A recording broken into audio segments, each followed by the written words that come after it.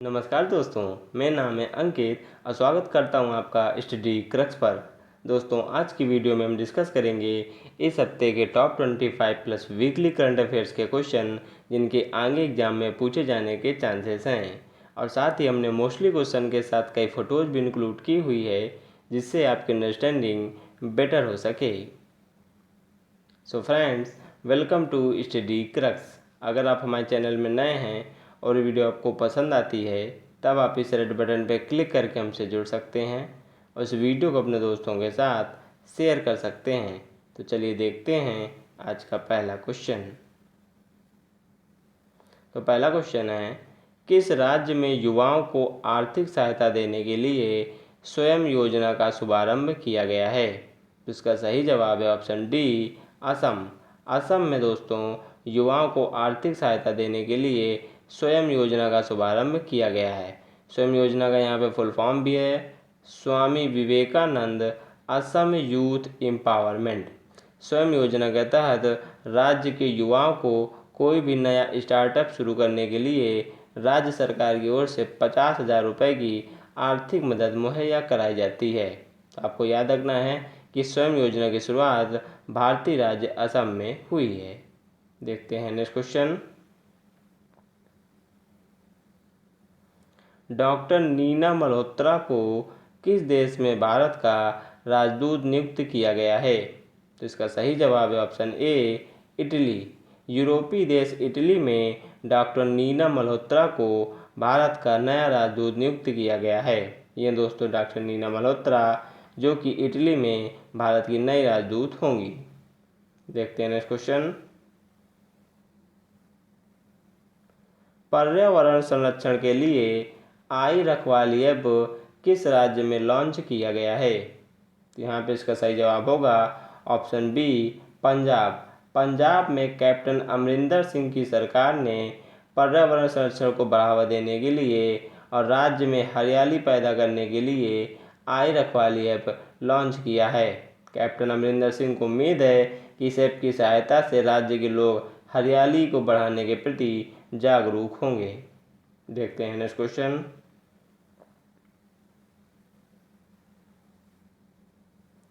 बीते दिनों निजी क्षेत्र की जीवन बीमा company Bajaj Allianz private limited के नए ब्रांड एम्बेसडर कौन बने हैं?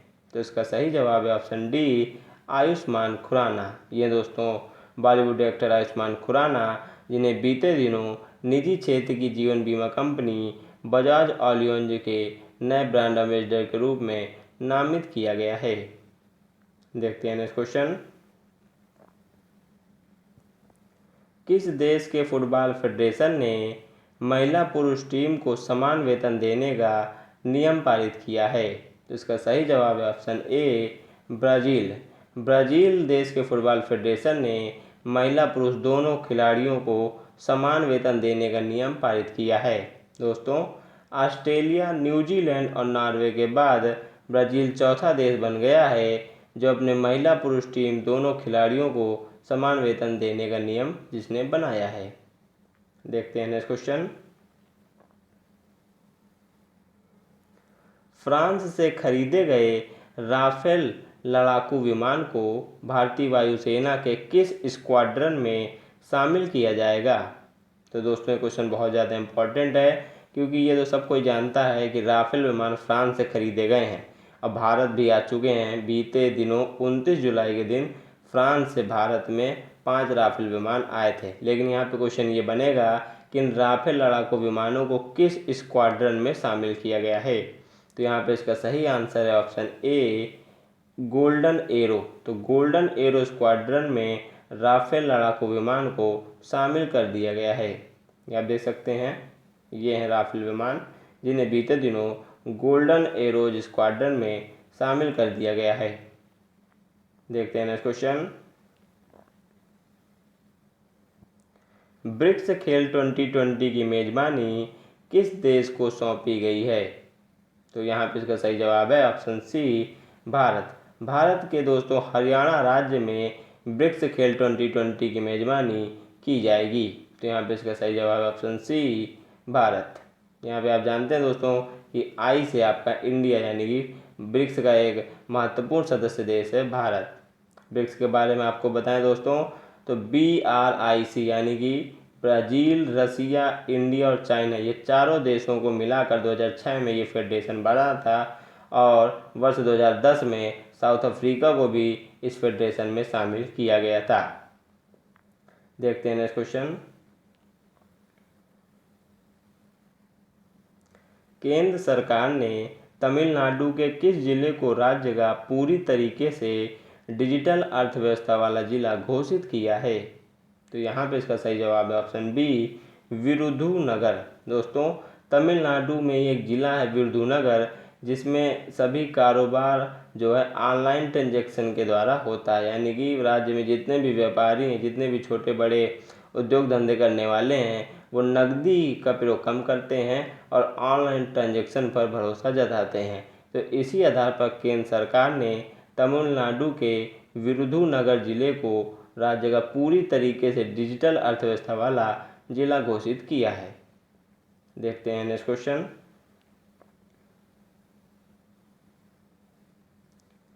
बीते दिनों जारी estate business reforms action plan 2019 ranking में पहले पायदान पर कौन है?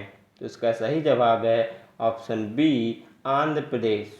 आंध्र प्रदेश दोस्तों estate business reforms action plan 2019, इसी को ईज ऑफ डूइंग 2019 के नाम से भी जाना जाता है, इस रैंकिंग में ये पहले स्थान पर है और यूपी ने यानी उत्तर प्रदेश ने महत्वपूर्ण उल्लेख करते हुए, महत्वपूर्ण क्षमता बढ़ाते हुए दूसरा स्थान इस रैंकिंग में हासिल किया है। तो यहाँ पे उत्तर प्रदेश की भी रैंकिंग आपको याद रखनी चाहिए।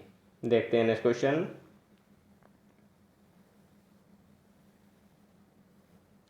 जम्मू कश्मीर के प्रशासनिक अधिकारियों के लिए कौन सा पोर्टल लॉन्च किया गया है? तो दोस्तों यहाँ पे इसका सही जवाब है ऑप्शन ए, स्पैरो। बीते दिनों जम्मू कश्मीर के प्रशासनिक अधिकारियों की कार्य क्षमता बढ़ाने के लिए स्पैरो पोर्टल उपराज्यपाल मनोज कुमार सिन्हा की उपस्थिति में लॉन्च किया गया। यहाँ पे स्पैरो का फुल फॉर्म भी है कि smart performance appraisal report recording online window. एक बार फिर से सुन लीजिए, smart performance appraisal report recording online window. इस पोर्टल के थ्रू राज्य के 1289 अधिकारियों, प्रशासनिक अधिकारियों की क्षमता को बढ़ाने की कोशिश की जाएगी। देखते हैं नेक्स्ट क्वेश्चन। अफ्रीकी विकास बैंक समूह के अध्यक्ष पुनः किन्हें नियुक्त किया गया है? तो यहाँ पे इसका सही जवाब है ऑप्शन ए, अकिंवुमी अदिशिना। ये दोस्तों अकिंवुमी अदिशिना, इन्हें ही अफ्रीकी विकास बैंक समूह के अध्यक्ष के रूप में पुनः नियुक्त कर दिया गया है। अभी दोस्तों अफ्रीकी विकास बैंक समूह क्या है?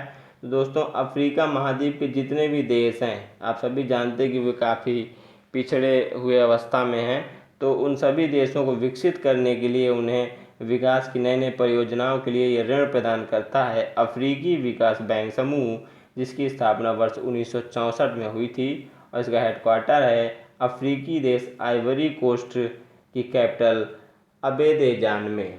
तो ये भी आपको याद रखना है। देखते हैं next question.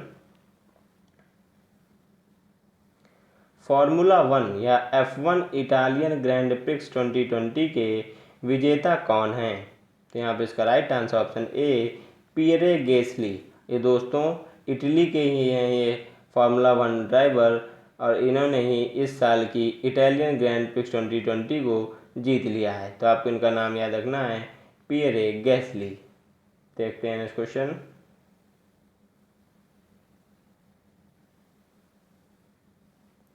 Federation of automobile dealers association यानी फाडा के नए अध्यक्ष किन्हें चुना गया है? तो इसका सही जवाब है ऑप्शन डी, विंकेश गुलाटी। ये दोस्तों विंकेश गुलाटी, जिन्हें federation of automobile dealers association FADA के नए अध्यक्ष के रूप में चुन लिया गया है। देखते हैं नेक्स्ट क्वेश्चन।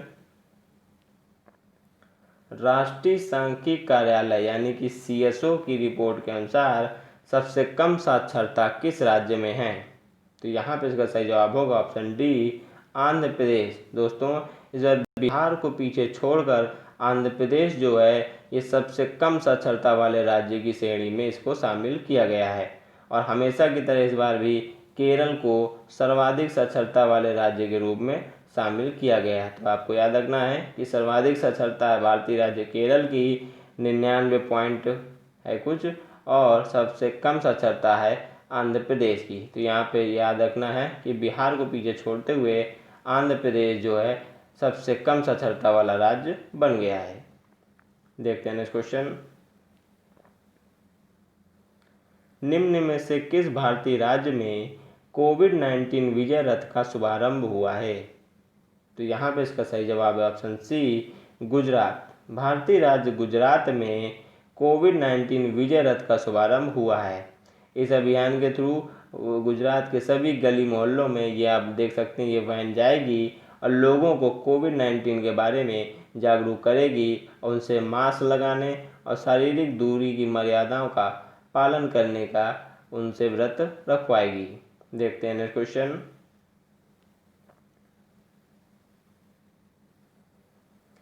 इनमें से कौन सा देश हाइपरसोनिक प्रौद्योगिकी निदर्शन यान यानी कि HSTDV तैयार करने वाला दुनिया का चौथा देश बन गया है?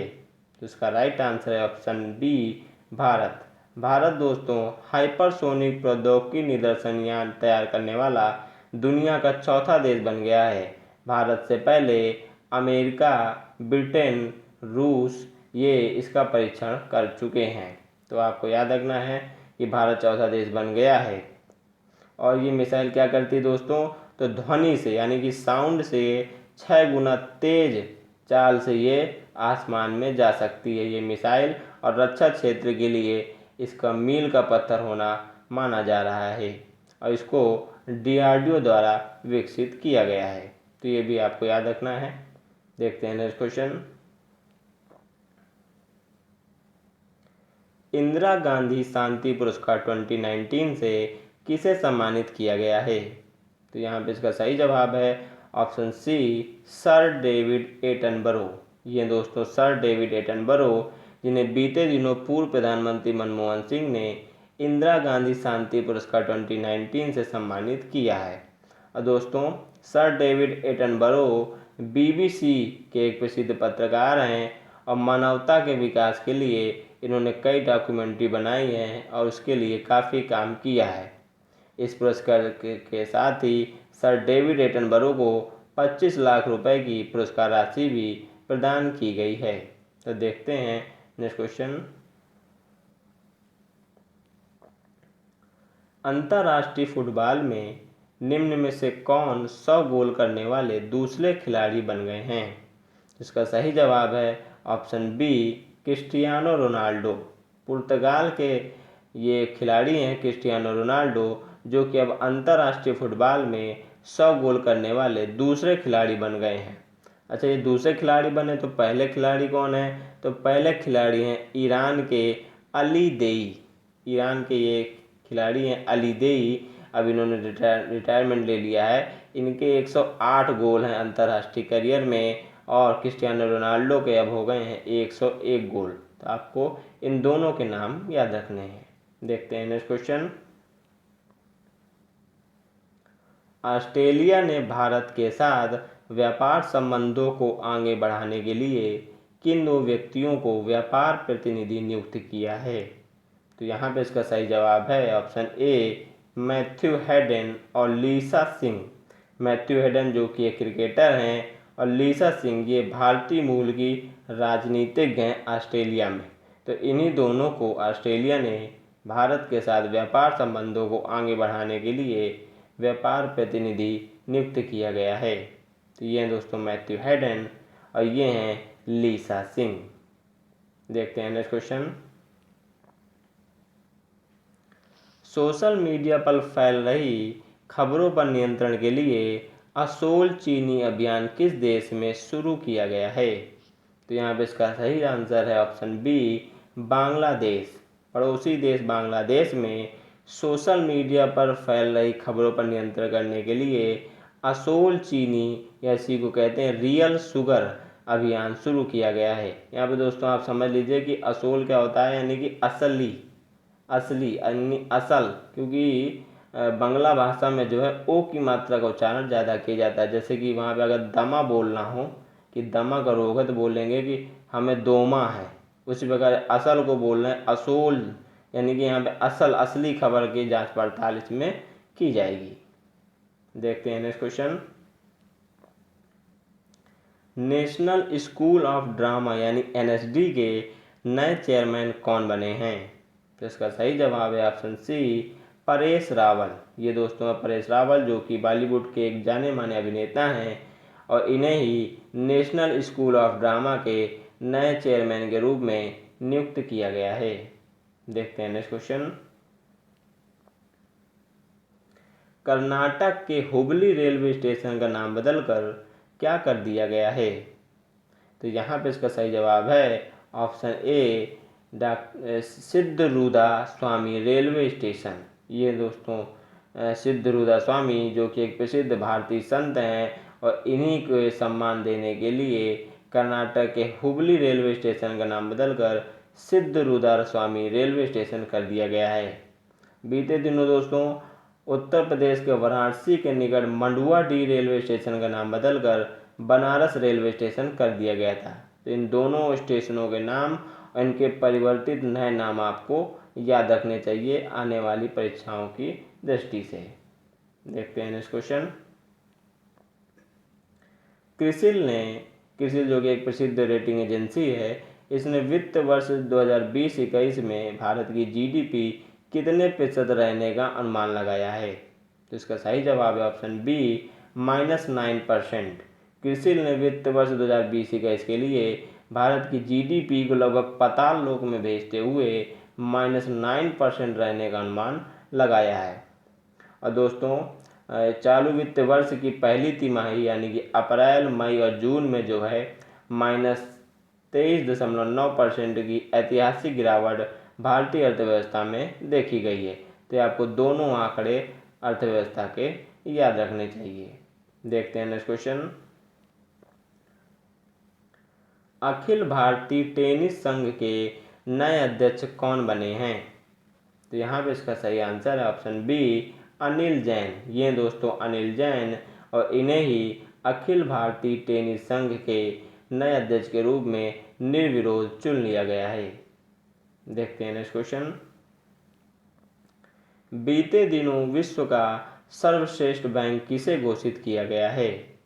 तो इसका राइट आंसर है ऑप्शन ए, डीबीएस बैंक। ये दोस्तों सिंगापुर का एक प्रसिद्ध बैंक है जिसकी स्थापना 1968 में की गई थी। इसकी सर्वश्रेष्ठ नीतियों के कारण इसे विश्व का सर्वश्रेष्ठ बैंक के रूप में घोषित किया गया है।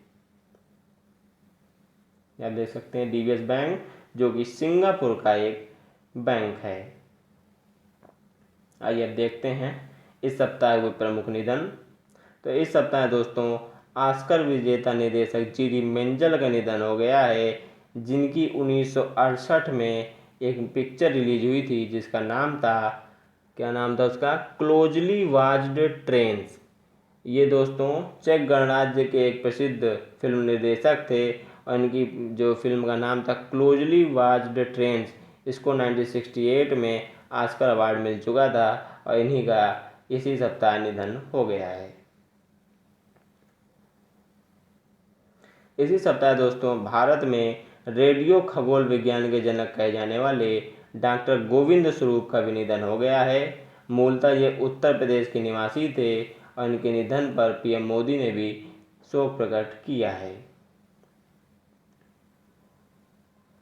इसी सप्ताह दोस्तों प्रसिद्ध तेलुगु अभिनेता जयप्रकाश रेड्डी का भी हृदयघात के कारण निधन हो गया है और इनके निधन पर भी इनके लाखों फैंस में निराशा का भाव है। अगर आप साउथ की फिल्में देखते हैं तो आपके लिए ये एक जाना पहचाना चेहरा होगा। इसी सप्ताह दोस्तों केशवानंद भारती का निधन हो गया है। केशवानंद भारती जो कि भारतीय राज्य केरल में स्थित शंकराचार्य संप्रदाय के इडनीर मठ के ये प्रमुख थे। तो आपको याद रखना है कि ये इडनीर मठ है, जो कि एक शंकराचार्य संप्रदाय का एक मठ है। इडनीर मठ, इसके एक प्रमुख संत थे ये केशवानंद भारती, और इन्हीं के लिए जो एक जजमेंट आया था 1973 में, जिसमें सुप्रीम कोर्ट ने कहा था कि संविधान के मूल ढांचे की व्याख्या करने का अधिकार केवल उस सुप्रीम कोर्ट को होगा। तो इन्हीं के जो है मामले में ये ऐतिहासिक निर्णय सुप्रीम कोर्ट की 13 सदस्यीय जजों की खंडपीठ ने दी थी। तो आपको याद रखना है कि केशवानंद भारती का भी इसी सप्ताह निधन हो गया है। आइए देखते हैं इस सप्ताह के कुछ महत्वपूर्ण विश्व, अंतर्राष्ट्रीय और राष्ट्रीय स्तर के दिवस। तो इस सप्ताह दोस्तों 8 सितंबर को विश्व साक्षरता दिवस मनाया गया है, क्योंकि जिस देश के लोग जितने अधिक साक्षर होते हैं तो उस देश के उतने ही ज़्यादा विकसित होने का अनुमान लगाया जाता है।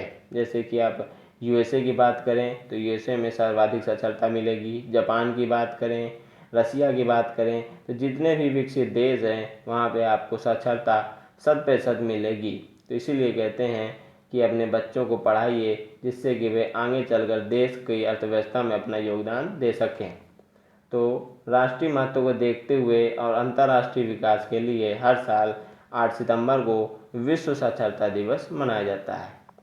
10 सितंबर को दोस्तों विश्व आत्महत्या रोकथाम दिवस मनाया जाता है, क्योंकि हर साल हजारों लोग जो है ये किसी डिप्रेशन में आकर, तनाव में आकर आत्महत्या जैसा घातक कदम उठा लेते हैं, जो कि किसी भी दृष्टि से सराहनीय नहीं है।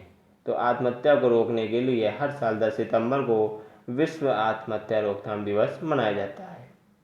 तो दोस्तों आशा करते हैं आपको मैं इस वीडियो से काफ़ी हेल्पफुल इन्फॉर्मेशन मिली होगी। अगर वीडियो पसंद आई हो तो लाइक करें, कमेंट करें और इस वीडियो को खूब शेयर करें। थैंक यू, मिलेंगे नेक्स्ट वीडियो में।